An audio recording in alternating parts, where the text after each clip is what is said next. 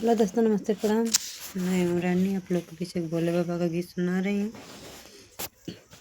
जका जोर के डमरुआ बजाए भोला, जका जोर के डमरुआ बजाए भोला, जका जोर के डमरुआ।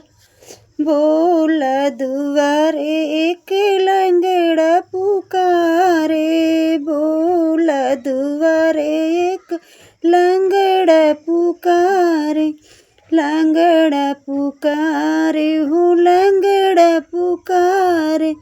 लंगड़ा के गोड़ देख के भेजाए भोला, जका जोर के डमरुआ बजाए भोला, जका जोर के डमरुआ बजाए भोला, जका जोर के डमरुआ।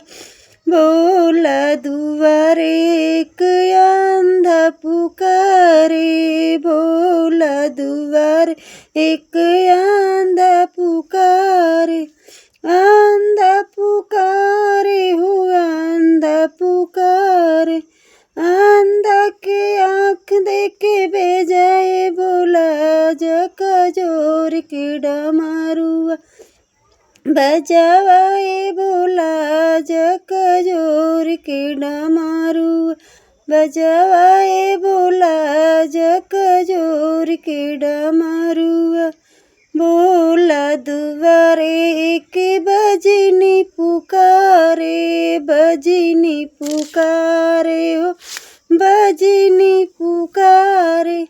बाजनी के गोद भर के भेजाए भोला, जका जोर के डमरुआ बजाए भोला, जका जोर के डमरुआ बजाए भोला, जका जोर के डमरुआ।